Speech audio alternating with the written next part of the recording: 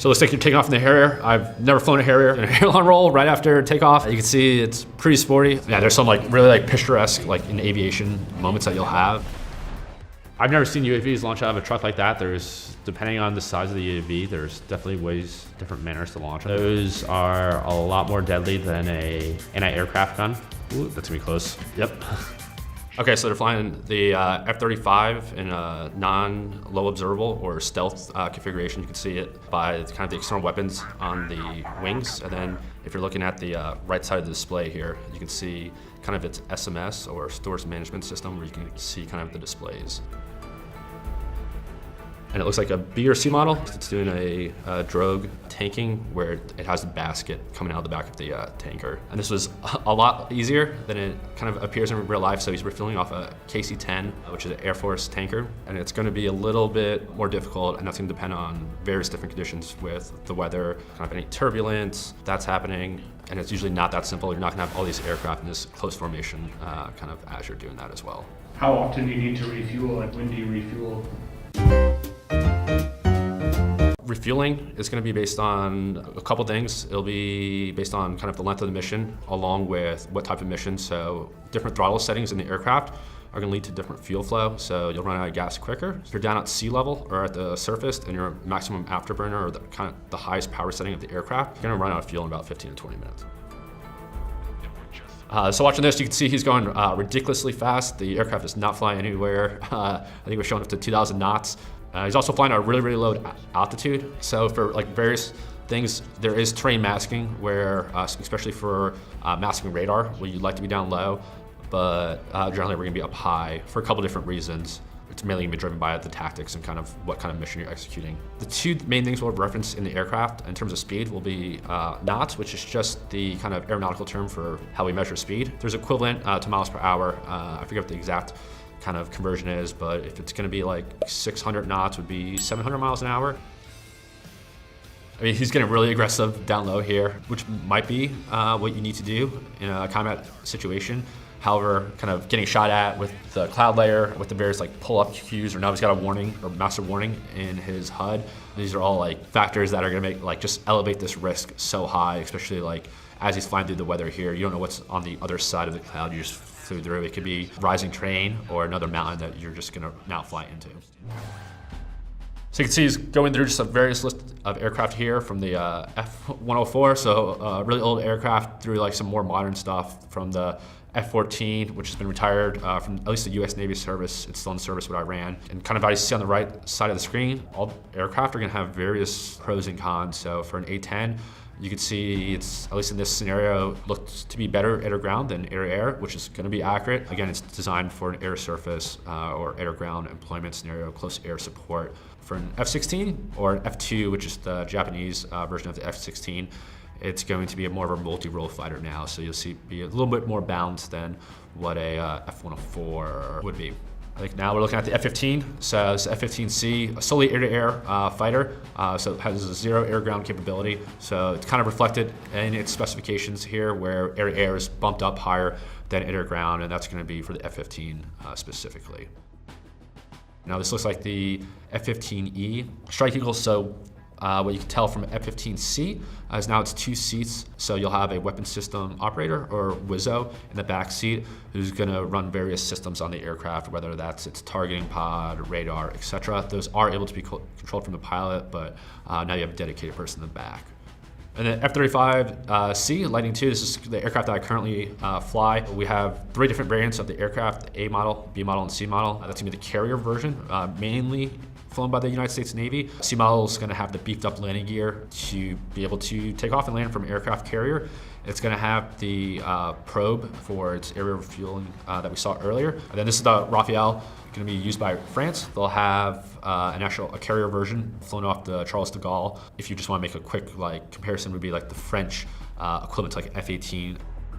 The Typhoon or Eurofighter is going to be exported throughout Europe. Again, a multi-role fighter. You can see again, it's not low observable. It It's got actually really powerful engines, so aircraft's gonna have really good speed, which is gonna allow it to perform better in BFM or 1v1 dogfighting. So first thing, you have a V2 taxiing by. YF-22, that's actually the experimental one going up for the bid, and you're not gonna necessarily have that painted on the tail. You're also not gonna be on the active runway, so runway 3, right behind a B2 like this. You'll wait for him to take off, and then you'll receive your clearance to take off after he's airborne.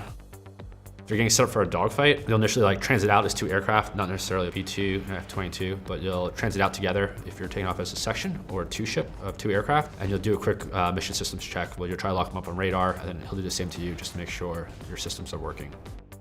Quick look at the displays. Obviously, they're not going to have the classified displays in here, but normally you'll have up your radar on one page, or then on your other display, depending what kind of mission you're executing, you'll have a different one. So it looks like you're in a Legacy Hornet. You can tell by the displays here. You can tell they have the older upfront control panel and then the older fuel gauge kind of down the bottom left there. This actually looks like really realistic. I've never flown a Legacy Hornet before, but this is actually looking really good.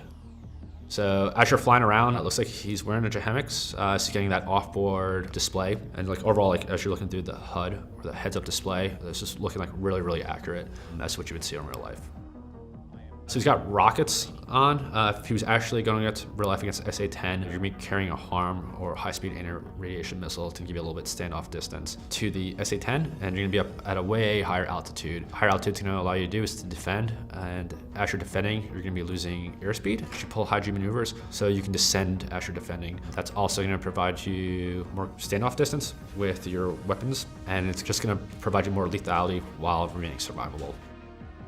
Rockets and SA-10 is not going to be the best kind of game plan there. If you're picking these up visually, unless if they have some degradation in their systems, they're going to be shooting you well prior to you getting within like rocket distance, especially in a legacy platform that's not going to have any RCS or radar cross-section management done to the aircraft. But you can see the acceleration that the aircraft down at low altitude and afterburner is going to be pretty good. Again, you don't really want to be at low altitude, not only for going against the SA-10, but you might have other weapons or enemy weapons within the environment that the lower you are, the easier it is to shoot you. So you're gonna be up at altitude and you can have more airspeed on the jet. But you can see it looks like he's carrying the rockets. He's got 2 A120s and it looks like potentially 2 HARM on the aircraft as well. Flying around in afterburner, this low altitude is also not good. There's IR guided surface air missile sites that could be within the vicinity, and those can be something as simple as like a shoulder launched rocket. You don't want to be flying around in afterburners. They're gonna have an easier job acquiring an IR lock on you and employing that weapon.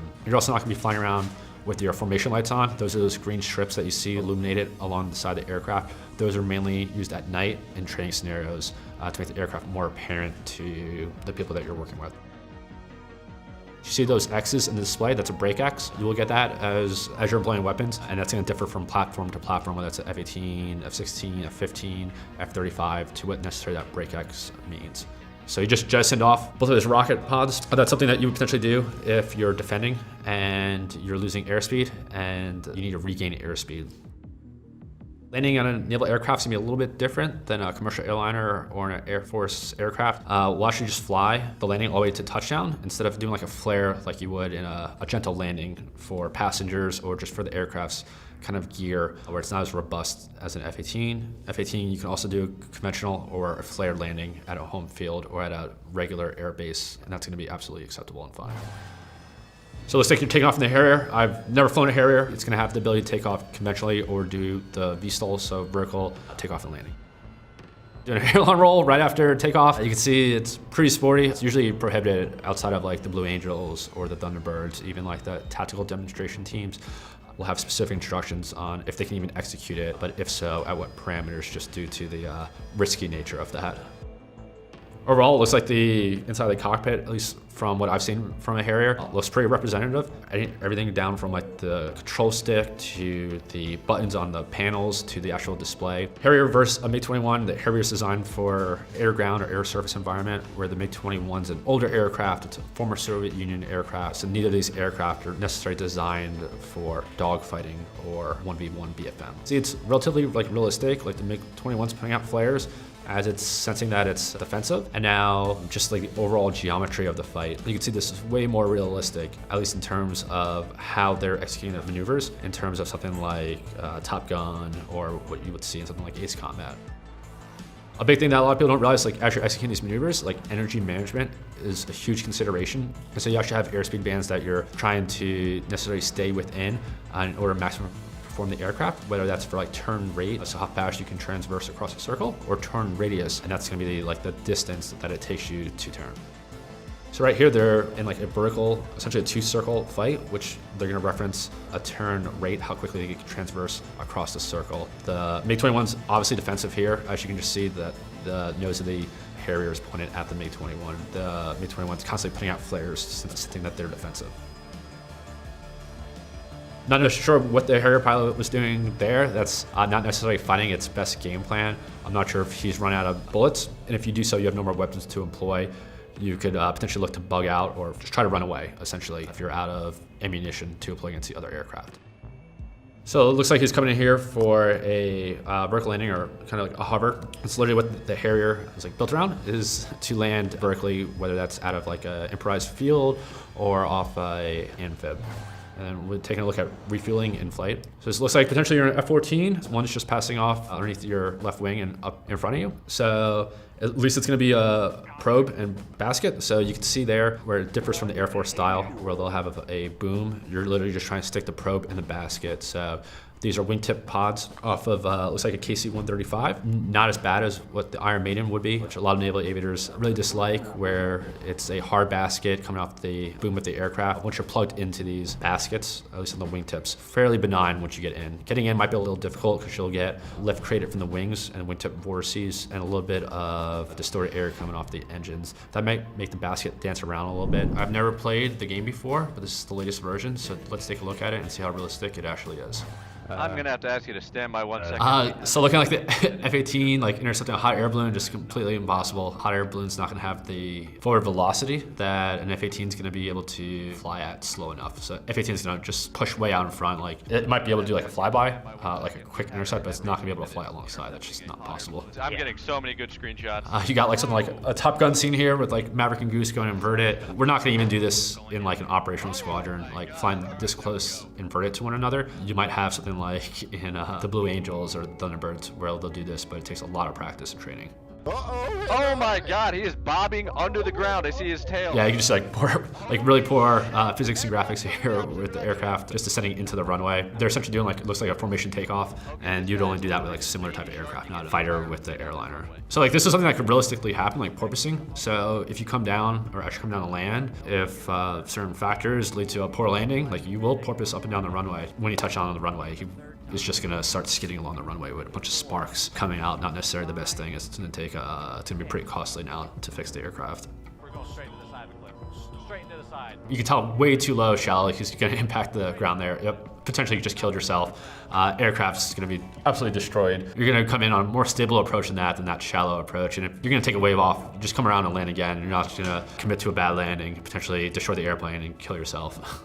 Decimator doing a ceremonial flyby right now. You could have a real life situation where due to like various mistakes made, like you could be taking off on a runway and someone's coming into land opposite direction, but that's gonna be like an absolutely huge safety violation, not only with the FAA, but just like for your own well-being. I've known people who've come in to land on the wrong runway. The runway had changed opposite direction from when they took off to land. The person who did it failed the flight that they were on, and if you fail too many flights, like you actually fail out of flight school, so that you wanna like avoid at all costs. So this is a little bit more of a stable approach, at least looks like initially. He's on a little bit of better glide slope to come into land. So I wasn't the worst, kind of pretty close there, especially in a runway that's relatively short, and the end of the runway doesn't have anything that's gonna stop you, and looks like a cliff coming on the backside. So you're gonna do a lot more playing there, so you avoid that situation.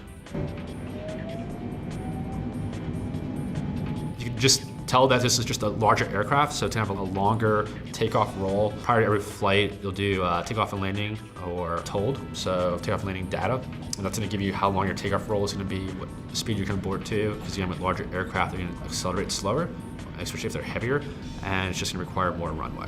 So you can see like it's taking, like it's not as quick as a fighter jet to take off. I don't know how long this runway is, but it looks like it's pretty long. If you're flying a 747, you're probably not going to be on flight following. Flying VFR or visual flight rules, you'll usually be under IFR, which is instrument flight rules. So you'll be talking to an air traffic controller who will be assigning you points to fly to along your route of flight, or give you a heading as well as an altitude to climb to. So flying in the weather, absolutely fine, especially in a larger aircraft like this. You'll have instruments and you'll have instrument navigation aids along the route of flight. See, like relatively benign normal landing here, nothing too out of the extreme. As he's landing now, slowing down, you can take a look at the wings and he's creating more drag. It's just gonna help the airliner or the 737 decelerate quicker, so you're not using the brakes as much. It's gonna save life on the brakes. That's kind of the forward motion you feel in the aircraft as you land on an airliner. Again, either reverse thrust or as it's kind of throwing like speed brakes out into the air. It's gonna decelerate a little bit quicker and you'll feel that when you land.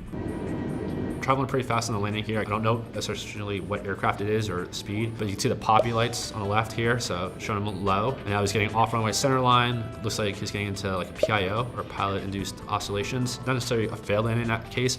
Just go around, take a wave off, come around again, execute a more stable approach, and hopefully a stable landing. If you're at like a civilian field or Air Force field or Navy field that doesn't have a ball, you'll have, in this case, poppies. So you can see on the left side of the runway, as you're pushing the runway, if you have 2 white, 2 red, that means you're on glide slope. Essentially, like you're at a good height to land. And as you're coming in, now he's got, now it nipples back to 2 white, 2 red, and now all white. So you can see way stable approach, or way more stable approach. He's on a better glide slope. He's on runway center line. Once you can reduce the amount of variables that you're trying to correct for, it's gonna be a lot easier to execute a safe and stable landing. All right, so it's coming to land, looks like in London. So he's already configured for landing. You can see his gears down. It looks like his airspeed's at appropriate airspeed, or at least what I would assume for an airliner. It's just on a stable approach. He's on a steady descent. He looks like he's on runway center line. Right now, looking like he's set up for a stable landing. You can reference the PAPI lights again on the left side. So ideally you're looking for 2 white, 2 red. The more red you have, the lower you are. The more white you have, the higher you are. So right now you can see 3 white, 4 white. So he's getting a little high.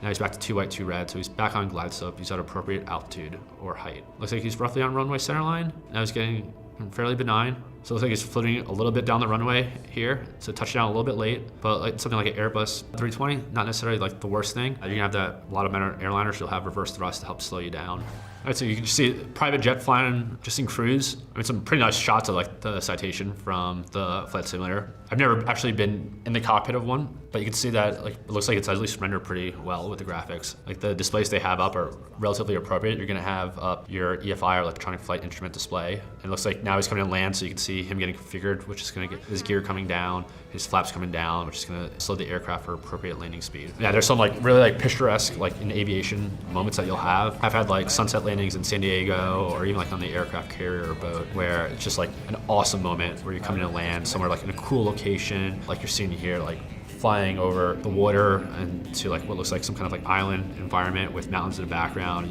You have like the sunset in the background. It is cool experiencing it on the ground, but you have that extra kind of factor kind of as you're airborne, like doing your job, and you're also able to like take the moment to appreciate just like what like nature or the environment presents. And then you can just see like a steady landing, especially like on the boat. It's just a good landing. If you have bad landing, especially on the boat, even if you had a good flight up into that moment, like your mood and kind of like your performance is going to be necessarily like ruined because of the landing. And then like on the boat, every time you're landing, you're being judged in the aircraft carrier from the LSOs or paddles. And then if it's at night, it's gonna be, or even daytime, it's gonna be broadcasted on one of the channels on the ship TV. So there's gonna be plenty of people watching you coming to land. So not necessarily like high stress, but you're being judged every time you do so.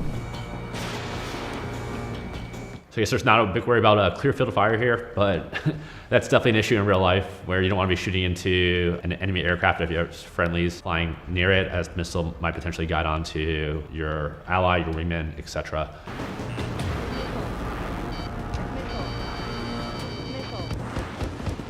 So some aircraft, depending on what systems they have on the aircraft, might actually give you a missile warning, or some aircraft have what's called a radar warning receiver, or RWR, and that might give you an indication of when someone's potentially looking at you with a radar, but other than that, it's not going to really provide you much indication. So there's definitely some considerations, especially in training, just the weather, what the cloud coverage is. So we'll have training rules that will dictate what we can do and what we can't do, depending on the weather. Something like this, where it's kind of just scattered clouds, just maneuver outside of the clouds for the most part.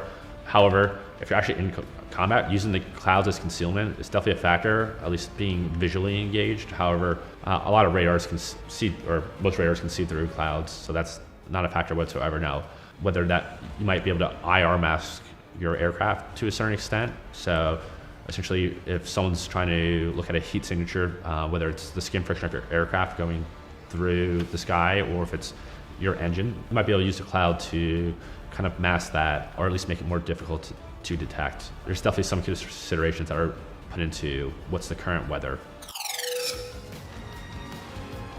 So what I would normally be doing here is trying to roll inverted and pull. Just for positive G's are easier to handle as a pilot, and it's also easier, or the aircraft will give you more positive G's, as in it'll let you pull more positive G's. So in an F-16, it gets rated up to 9 positive G's. As I do like a pushover right here, some aircraft might be rated up to -3, -3.5 G's. So again, you can see that it's about a third. So the performance is significantly less.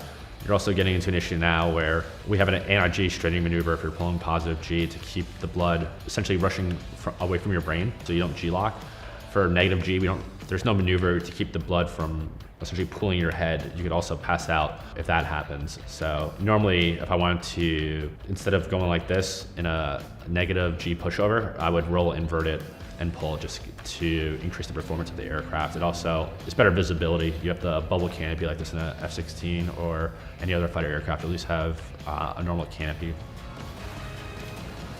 So it looks like they're bringing 2 types of planes mainly to it. This fight is MiG-21 and the Tu-95. So it kind of depends on, and that would be briefed in the mission brief or in mission planning factors, what's going to be your priority, whether it's the fighters or the bombers. Fighters are definitely more of a threat to your aircraft.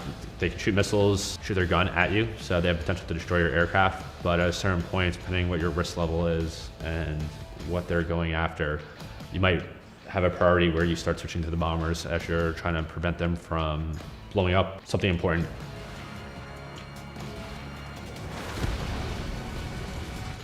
I definitely just flew through all those frags, especially in a single engine fighter like F-16. I'd be extremely worried about what just happened to my aircraft in terms of any damage to the leading edge surfaces of the aircraft, or even worse if something has, or if anything has been ingested by the engine intake and now is damaged the engine, and now I'm worrying about my engine either losing thrust or potentially flaming out and seizing. So if I actually lost the engine in a single engine fighter like a F-16, or in my experience, at least in the F-35, we do have procedures, we call them boldface, but it's emergency action procedures. So it's to intercept our best glide profile as we attempt to get the motor restarted. If the engine won't restart, then we're setting up for a flame out landing. So we'll have procedures in terms of proper airspeeds that will get us to our best glide ratio as we start trying to find the nearest field. If I'm somewhere at like 5,400 feet out over the open ocean with nowhere in sight, I'm mainly just trying to look to restart my engine. And if that's not going to happen, intercepting a minimum sink airspeed or angle of attack, and that's going to just allow me to remain airborne for as long as possible as this engine starts to restart or attempts to restart, and potentially find a boat. So if I eject, I'm not worried about either freezing to death in the cold water or spending longer than I want to in a small raft that's in my ejection seat. So getting picked up, whether that's by ideally a military aircraft, a helicopter, or ejected near some kind of military ship. Worst case, it'd be some kind of fishing vessel or a pleasure boat, something, and just hoping that they're aware. And again, that's something where maybe the cloud cover would come into issue if it's overcast day down to about 200 feet, or if it's clear skies. I think it'd be readily apparent that this aircraft has just crashed into the ocean and now I'm parachuting down. So most aircraft, you have the ability to fly with night vision goggles. Those definitely provide an increase in situational awareness as you're flying around. They'll allow you to identify, especially at night, you can see lights from significantly further away. Issue with night vision goggles to a certain extent is it limits your peripheral vision. You're looking through kind of like 2 soda straws. Your depth perception also is reduced pretty significantly. However, in the F-35, we have a system called DAS, so Distributed Aperture System. And those are just cameras that are located around the aircraft.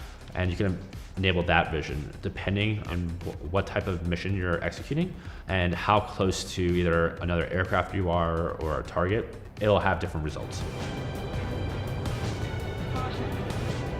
So I got a pull-up cue there. Aircraft definitely will tell you to pull up if you put yourself in that kind of scenario or situation. And if you don't pull up in enough time and you have the auto GCAS enabled in the F-35, it'll actually recover the aircraft for you. So as we talked about generations of fighters, we saw that we were going against these MiG-21s, MiG-21 fish beds, older aircraft. It's significantly older than F-16. If I was flying around an F-16, vice MiG-21, I'm not as I'm still worried that they can still carry missiles or weapons to engage me. But F-16s is way more of a superior aircraft than a MiG-21, whether it's radar, just flight controls, what weapons it can carry, or what weapons systems it has on board and/or mission systems. Before we start the third mission, let's take a look at some of the aircraft they have available, and I think we can start buying some new aircraft. We have the F-14D available, been retired for about 15 years. Most people watching this have seen Top Gun. It's kind of quintessential movie aircraft. F2, so that's a Japanese export of the F-16 and MiG-29, a former Soviet Union, Russian air superiority fighters. As much as it kills me, I think we're gonna select the F-14. As a former F-18 guy, there's a little bit of a rivalry between F-14 guys and F-18 guys. But it looks like in order to get to the F-18, I'm gonna have to sell my soul and buy the F-14. So large carrier-based fighter, the aircraft is huge. It's way bigger than F-18, it's bigger than F-35. The D model, while the previous iterations didn't really have an air-ground capability, that was definitely introduced in later models. Let's try it out. Your standard carrier launch, one of the most fun parts of the job that I've ever done is launching from an aircraft carrier, especially during the daytime. It's like a roller coaster ride times a million. So fun. Take off, fly low over the water until you're outside the carrier environment, and you can just blast it up. Carrier landings daytime are actually a ton of fun as well. Night landings I could do without, but it's kind of a necessary evil of the job. I think most people who have seen Top Gun know kind of the F-14 has swept wings. So as you speed up, the wings are going to sweep back. The better profile as it flies through the air at faster airspeeds. And then we'll see my airspeed slows down throughout this mission. If you watch the airspeed box on the left, as I get slower, the wings should now start straightening out as they go to kind of their normal position. Yep, see? There's the wing straightening out as the airspeed gets bled down. Icing warning, you're not gonna get an icing that quickly in the aircraft. Definitely get icing in the aircraft. That's definitely a consideration, especially at slower speeds, but at faster speeds, the surface of the aircraft's gonna heat up, it's gonna burn off that ice. In a fighter aircraft, they're gonna be flying around 2,400 knots, but if you're fast enough, it's not a consideration at all. You can just burn it off by increasing your airspeed. There's definitely a difference flying like a fighter type of aircraft. I've flown civilian aircraft, Cessnas, Beechcraft, and Variants. There's definitely a huge jump in performance from a fighter aircraft. It's a different type of flying. Okay, let's check out what they consider aircraft carrier landing. This daytime weather right now would be at case 1. So what that would mean is we're just normal flight operations around the boat. You're executing a straighting approach, but it's actually way too fast, and I'm not really sure what the cross was there. Daytime landings, I think they're extremely enjoyable. You're essentially flying a F-18, you can be 40,000, 44,000 pounds. It's a pretty heavy aircraft that's coming in at 140 knots roughly, and it's coming to a stop in a couple hundred feet where a normal fighter-sized aircraft might take 6,000 feet to land on a runway.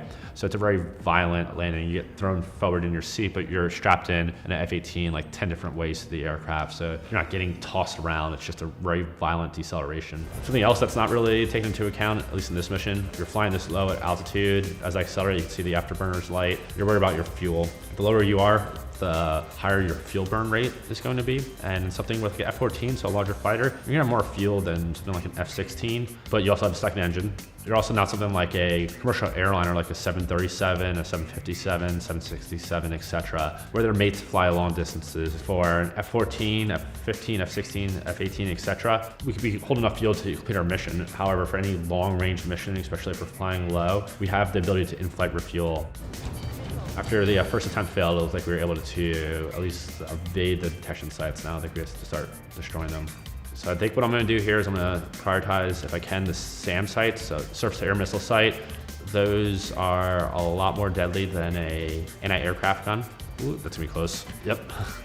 So as I talked about in the first couple of missions, if you were in an F-16 or F-35 and you had auto G-cast, before I even got myself in that situation where it was unrecoverable, the aircraft would have automatically recovered for me.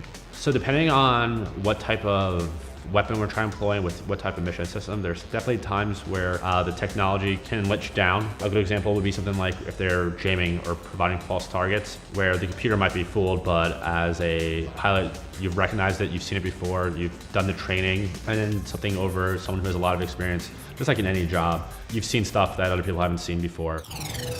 Okay, so accidentally press some controls and I put myself into more of a first-person role. So now I actually have a pitch ladder, so I can see where I am on the horizon with a heading indicator. Not that that's a huge factor for this. Well, let's see how I like this. This provides a little more SA or situational awareness to like what my aircraft's actually doing, especially as I fly through weather. So what you see right now in the HUD is there's two things in the middle. In the pitch ladder, you have kind of the W symbol. That's where the nose of the aircraft's currently pointing. And then you have the circle with kind of the bars extending out the sides and the top, and that's your velocity vector or your flight path marker. And that's where the aircraft's actually flying through. So if I pointed it, the velocity vector right there at this bridge, it would fly right there. Now you'd see certain points where there's a difference between them. That difference is what we call angle of attack, or AOA, and that's the difference between the flight path of the aircraft vice the nose position of the aircraft. We take that into consideration a lot if we're dogfighting or executing basic fighter maneuvering as you try to max perform your aircraft. Let's change it back up to the third person view for now. Shooting missiles or dropping bombs into like a urban environment, a city, there's plenty of considerations to take into to collateral damage, depending what type of missile. The bigger the bomb you drop usually, the bigger the concern. More consideration put into too big of a weapon. If I drop a bomb on this building, is it just gonna blow up this building or is it gonna blow up buildings next to it? So there's definitely civilian considerations. Now something that's maybe like in an all-out war, like in this scenario, you might be more liberal in terms of your rules of engagement.